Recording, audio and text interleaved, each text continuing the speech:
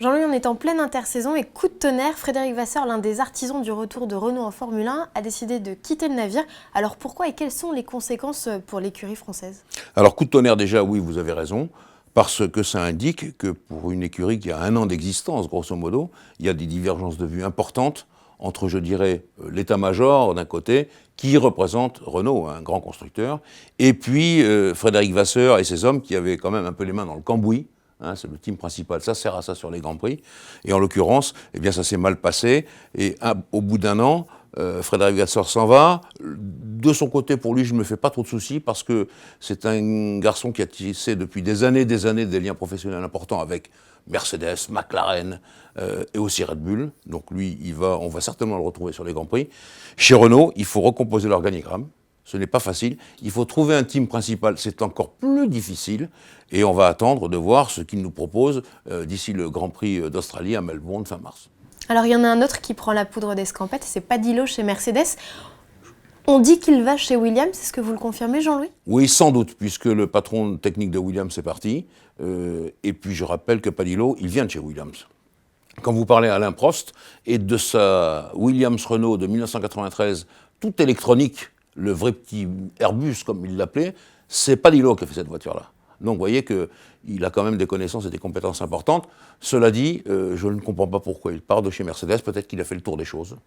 Peut-être que là aussi, il y avait des mésententes. Vous savez, au bout d'un certain nombre de temps, il y a un peu d'usure. Et que chez Williams, il va retrouver du matériel et des gens autour à sa mesure et qui vont lui plaire ou qui lui plaisent. Et c'est comme ça que ça va marcher. J'ouvre une parenthèse sur Mercedes, Jean-Louis. Est-ce qu'on a des nouvelles du remplaçant de Nico Rosberg? Écoutez, zéro nouvelle. Tout le monde parle de Valtteri Bottas. Certains ont parlé de Verlaine, mais il est déjà parti chez Sauber. Donc ça nous laisse Bottas. Peut-être Ricciardo. Il y a des rumeurs. Mais en tout cas, ce qui est certain, c'est que le problème numéro 1 de Mercedes, c'est de signer un contrat pour 1 an. Et des pilotes comme Valtteri Bottas, un contrat d'1 an, ça ne leur suffit pas. Parce que c'est très compliqué d'être l'équipier de Lewis Hamilton pour 1 an.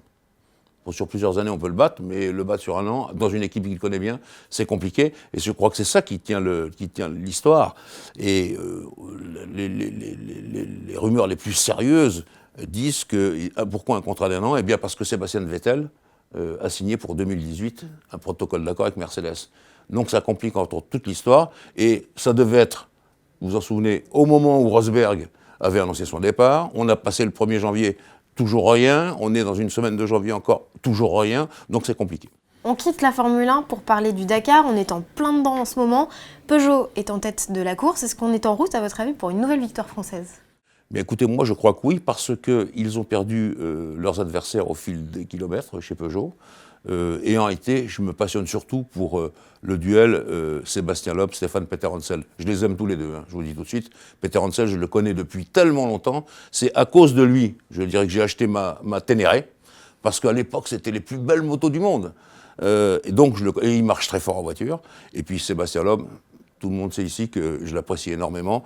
Donc je vais voir ce que ça donne. Si c'est très très roulant, je pense que Stéphane Peterhansel a du souci à se faire. Si c'est cassant, compliqué en navigation, là il peut bien faire et Loeb peut-être perdra du terrain. Mais en tout cas, moi je suis passionné par ce duel, je trouve ça formidable et formidable pour Peugeot aussi. Dernière question, Jean-Louis, parce que le rallye va reprendre tout bientôt à Monte-Carlo. L'ouverture de la saison, c'est dans moins de 7 jours. Nouveaux arrivants, nouveaux règlements techniques pour plus de spectacles selon vous?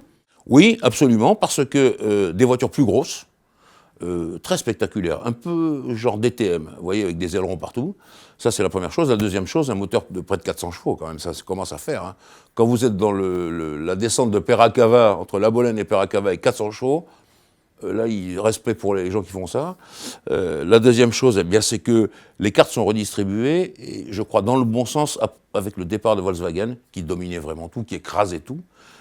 Et on va voir Sébastien Ogier et Julien Grassa, les champions du monde en titre, dans une équipe semi-privée.